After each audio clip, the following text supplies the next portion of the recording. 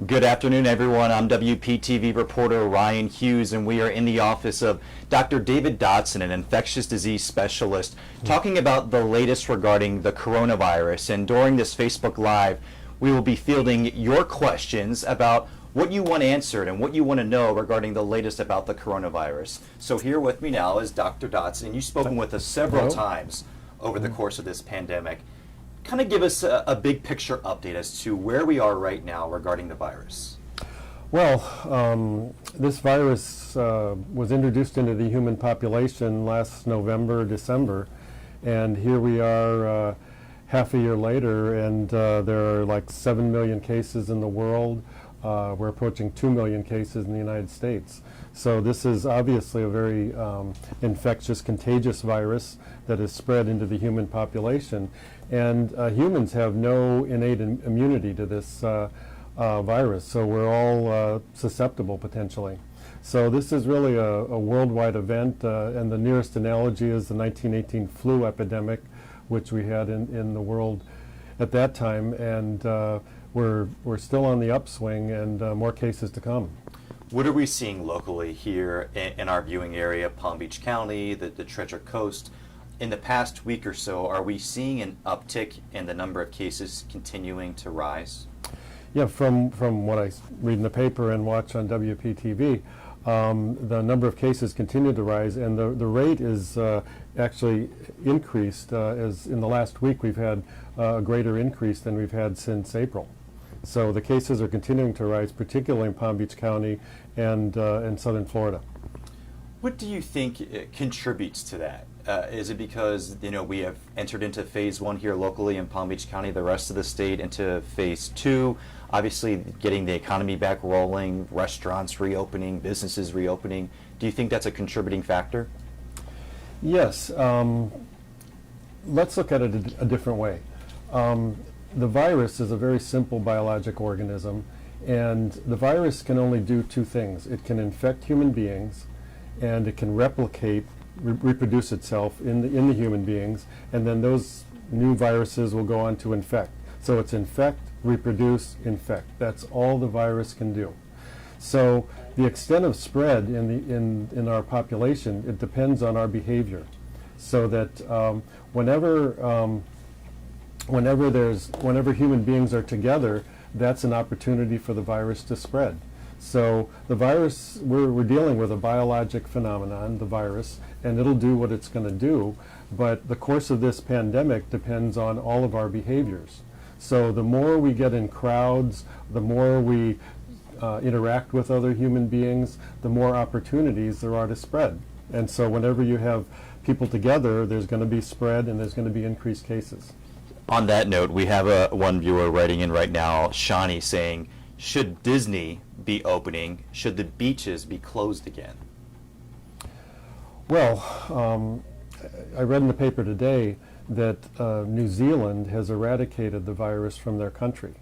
And they did that through an aggressive program of testing and contact tracing. And so now they have no cases in their country, and they can open and do all sorts of things. So if we want to do the same thing, we have to stop all the human contact that's going on to prevent transmission. But the problem is that when we do that, it causes a tremendous cost to our economy, and that's the balance that we're dealing with right now. So I think it's probably a bit early to open up Disney and to get people again on beaches and the opportunity to interact, because the cases are still going up. From an epidemiologic standpoint, we'd like to see cases going down or nearing zero, and then plus an ample testing and contact tracing mechanism in place, which we do not have at this time. Another viewer saying, are you at a higher risk of getting it by having oral surgery or regular surgery?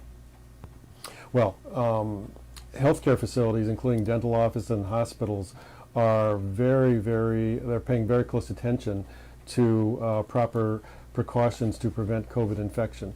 For elective surgeries, they're requiring that the patients be tested for COVID before they have the surgery. And dentist office are always, they're taking proper precautions. So at this point, with everybody kind of focused on it, I think going to the dentist or having a surgery is probably reasonably safe.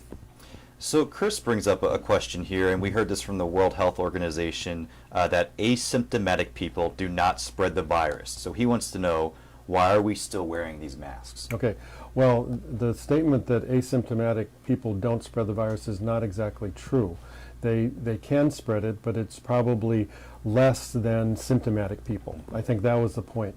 So certainly asymptomatic people can spread the virus, probably not as readily as people who are sick and shedding the virus, and there's also people who are what's called pre-symptomatic, that they're infected, they may have some mild symptoms, they don't think they're sick, and they can spread the virus. So if somebody's really sick, they're most infectious. If somebody's about to get sick, they're a little less infectious. If they're asymptomatic, they're a little less infectious, but all can still spread the virus.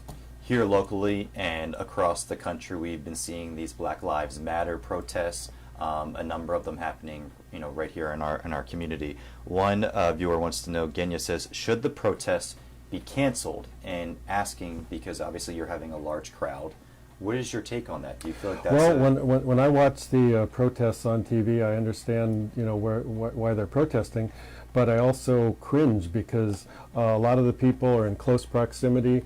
Some of them are not wearing masks, and that is just like a petri dish for the virus to spread. So we're expecting after these protests in a couple weeks for cases to spike, unfortunately. So it's a matter of when people get together, there's going to be increased cases.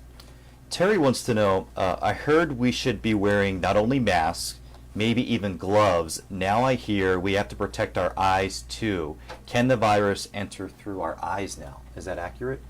Yes. One of the virologists that was on TV, Dr. Phelan, he was a frequent commentator, and then he actually got the COVID infection, and he thinks that he got it on an airline trip through his eyes. So COVID cannot penetrate intact skin. It has to have an orifice. So your mouth, your nose, or your eyes are the entry points of the virus. So protecting your eyes as well as wearing a mask, as well as wearing gloves, those are the key things to prevent COVID infection. Can we talk a little bit about mask wearing, because we're getting a lot of questions regarding that. Kathleen wants to know, why doesn't the government mandate that everyone should wear a mask? Talk about that, and also how crucial it is to continue to wear a mask in public. Well, from a epidemiologic standpoint, everybody wearing a mask is recommended by the CDC, and it's the right thing to do. We've already seen people protesting wearing masks for various political reasons, but to me, politics is not as important as public health. So I think everybody should wear a mask. The problem is when you mandate something, then you get into how do you police it, and how do you make people do it, and that sort of thing. But really, I think from a moral standpoint, we all should be wearing masks, because if you do have a COVID and you're asymptomatic, you could spread it to others. So by wearing a mask, you're protecting others. And then when you're wearing a mask, you also are giving some protection to yourself. And on that point, Kathy wants to know, she's gone to a few restaurants and stayed outside. All the servers were wearing a mask. How safe is that? Well, again, wearing a mask will help prevent transmission. You also have to be cognizant of hand hygiene and making sure people are washing their hands and sanitizing correctly. But I think restaurants are trying to get back into business, and the way to do that safely is to minimize the exposure to their patrons.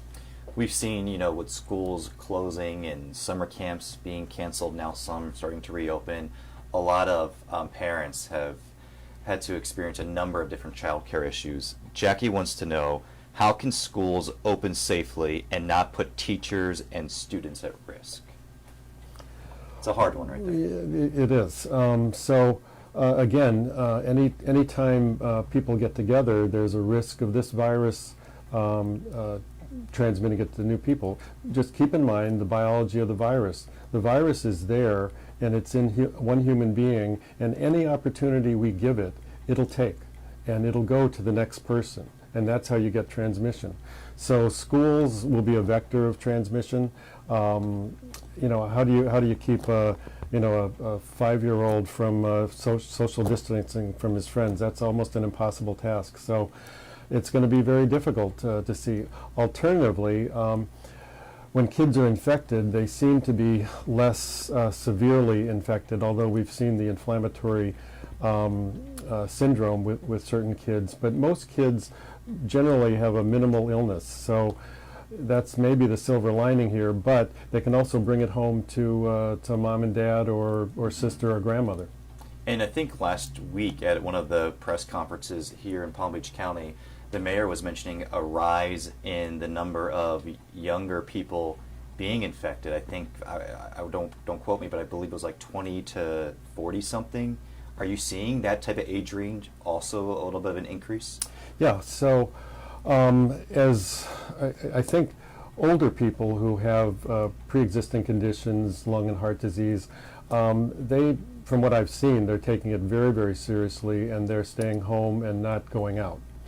Younger people have to make a living, they're getting out, they're interacting, and so we're seeing the cases increase in that age group. The thing to keep in mind, though, is that most deaths occur in the elderly and in people with pre-existing conditions, and about half the deaths in Florida have occurred in nursing homes. So if we want to prevent deaths, we should really be focusing our resources with testing and contact tracing in the nursing homes and among that population. We may have to see the number of total cases rise in younger people, but in truth, most younger people will make it through okay. I've seen a couple of different questions mentioning the word vaccine. Can you kind of comment to where we are in regards to a vaccine, how long that takes typically, and is there a rush to try and get one to combat this virus? Well, there clearly is a rush to get a vaccine. One thing to keep in mind is that we went through SARS in 2003, which is a very similar virus, and they wanted to get a vaccine for that, and it never occurred. So there's a possibility that we may go through all this and not get a vaccine. But this pandemic ends when either there is herd immunity, that is, most people have been infected and therefore the transmission is less, or there's a vaccine. That's the only way this ends. So vaccines are development is typically in 3 stages. They do an initial safety stage, they do an efficacy stage to see if it actually causes antibodies, and then they do a large clinical trial. And that trial takes months to look for safety issues in the vaccine. So it takes time, and so I would not expect a vaccine for at least a year and a half maybe.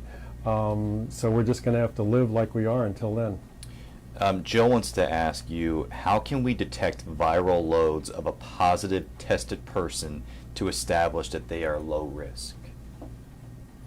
Well, when people are infected with COVID, the virus gets in their body, it starts replicating, the number of viruses increase to a certain point, and usually about 7 days into the infection, that's when the maximal viral load is. So that's the best time to test, actually. Sometimes if somebody has been infected like the day or two before and you test, you could actually be negative because the viral load was low. So we watch the viruses go up, and then the body's immune system will fight it and they will go down, or they will not fight it successfully, and people will get pneumonia and they'll get sick and they'll go to the hospital in the ICU. So the only person who is not infectious is somebody who's been tested and is negative, with a true negative. A true negative. You mentioned earlier about young kids being able to pass it along to grandma and grandpa. Joanne has a question regarding that. What is the current science on asymptomatic spread from the disease? Has the advice changed from 2 months ago when we were told to stay away from our grandchildren even if they appear healthy? Should grandparents still be keeping distance from grandkids and other family members? At this point in time, until we have near universal, easy, fast, cheap testing, you have to assume that any other human being could have the virus. So if you're an at-risk person, then you should maintain your social distance. And I know it's sad not to be able to hug your grandkids, but that's the way of the world right now. Where are we at in regards to Palm Beach County compared to our residents on the Treasure Coast? Obviously, there's a much larger population here in Palm Beach County than the Treasure Coast, but do you find that because of that, it's spreading more rapidly and we're lumped in with Broward and Miami-Dade? But how do you separate the two? And is there a lot of can it be spread from going from one county to the next? How does that work? Well, absolutely. So the three highest counties are, Palm Beach, Broward, and Dade. But every county in Florida has cases. And if we relax just because you have one hot spot in one county, doesn't mean if you relax your precautions in another county that you won't get another hot spot there. So cases are out there, and again, everybody in the state should be maintaining the face masks and the precautions. Otherwise, the numbers will continue to go up in their area. And then we've had, Florida has tourism as a big industry, so people come from other states into Florida. And if another state has more lax requirements as far as containing the virus, then whoever comes down from that state can infect, give it to Floridians. So again, it all goes back to just assuming any other human being that you're near could have the virus, and you have to protect yourself. A couple of questions coming in regarding antibodies testing. One woman says, why don't we hear about it anymore? Can you talk about the accuracy of the antibodies testing, and are you seeing it more readily available here in our area? Yes, so what happened with, we were behind the eight ball from the beginning with testing, both for the virus, the nasal swab, the PCR, and for antibodies to test whether people had it. And so the FDA initially approved something like 30 different companies to do tests, and they subsequently found out that some of those companies' tests were not very accurate, and they've pulled some off the market already. So we're getting better.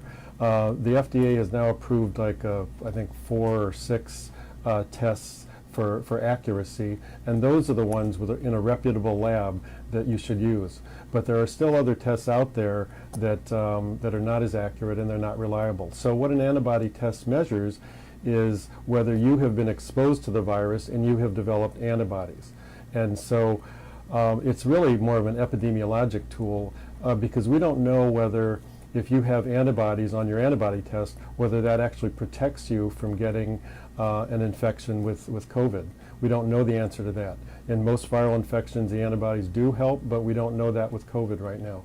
So the antibody test is not something, if you get a positive, you can't just go out and act normally because we really don't know whether you're protected. So the antibody tests are just, it's a piece of information if you have an accurate test, but it's not the be-all and end-all. So that answers Rosie's question. She asked, if you have tested positive for antibodies, can you still be a carrier, or can you catch COVID again? And you just well, if you have antibodies, presumably you've overcome the infection, so you probably are less likely to transmit it. But we don't know the answer to whether you could get it again. With the economy reopening and businesses reopening, I've seen people obviously venturing out, cabin fever for 2 months' time, and you need to venture out safely.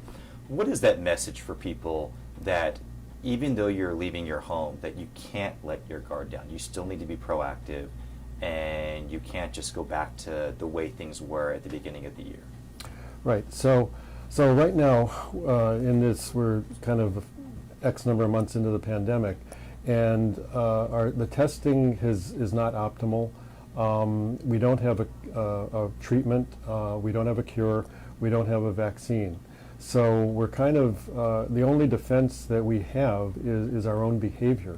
So my advice is that every time you go out, assume that any other human being could have it, and you protect yourself by wearing masks, by maybe wearing gloves, by washing your hands, and by no direct contact. That's the safest way to proceed right now and for the foreseeable future.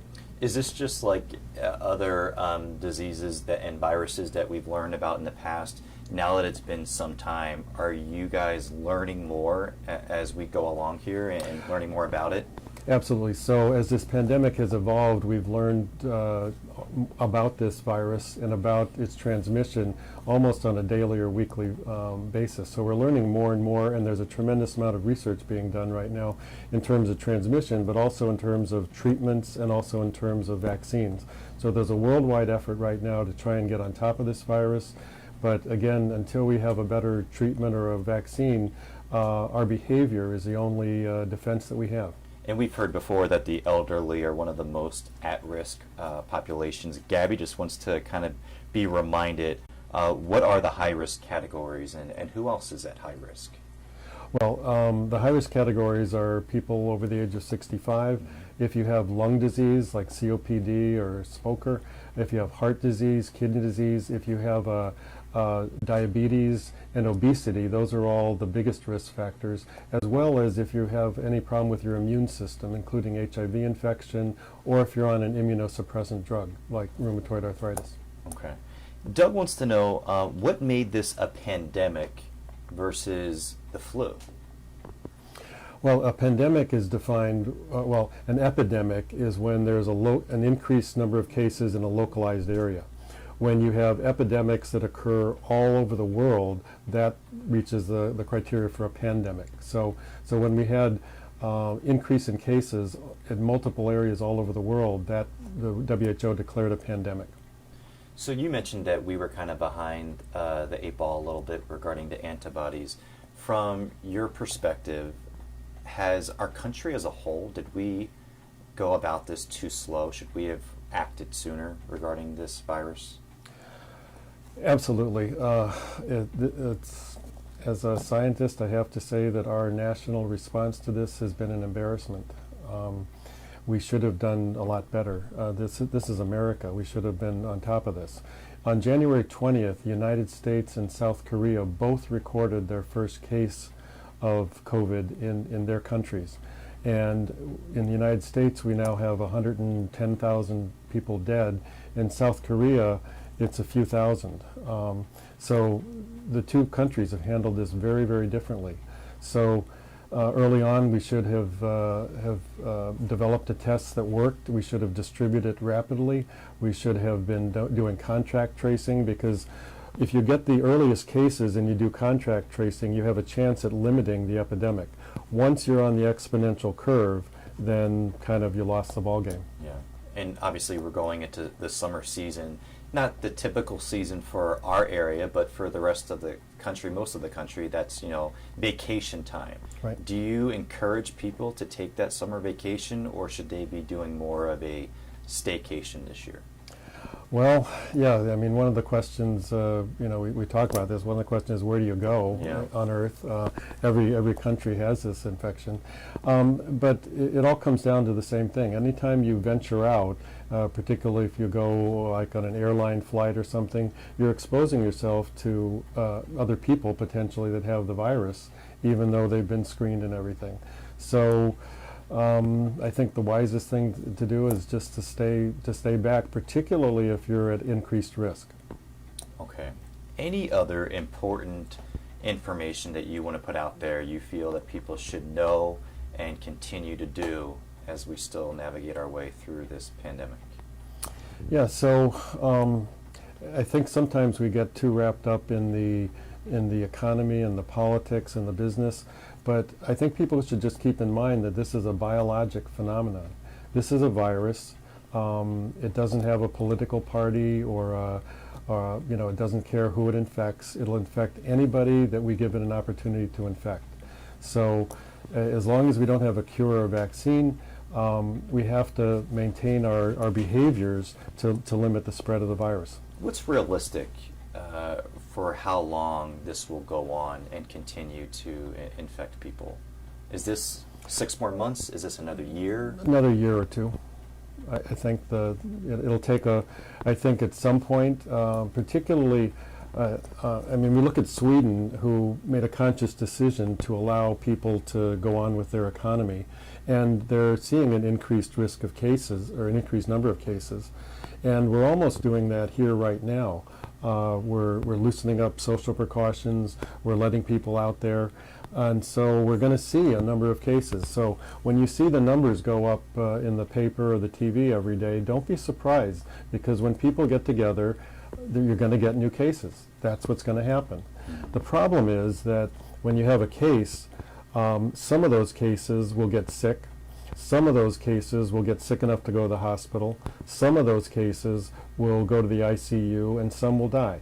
So if we limit the total number of cases, we end up limiting the total number of deaths. But as long as we let the cases numbers go up, we're going to see our hospitals and our ICUs and our death rate go up. From your research and from what you've been reading as well, and can you say that, not for certainty, but do you predict that we will have another wave come fall? Yeah, I think as long as we don't do the proper, I mean, we did learn how to limit the spread of the virus. We shut our society down, and that did flatten the curve. It did limit the spread. But now we're under increased economic pressure to open things up. And so again, whenever you open things up and you have people interacting with people, the number of cases is going to go up. So yeah, I think we'll continue to see the numbers go up over the summer, and we very well may, once people start getting together at school or whatever, we may see another spike in the fall. Okay. Dr. Dodson, we really appreciate the time. I know you're very busy, especially now more than ever, so thank you for fielding these questions from our viewers and for letting us into your office and doing this interview. All right, I'm very happy to do it, and thank you very much. Thank you, we appreciate it. So we'll have more with Dr. Dodson in our reports today at 4 o'clock and at 5:30. We also have a web article on our website at WPTV.com. Thanks for your questions. Have a great afternoon.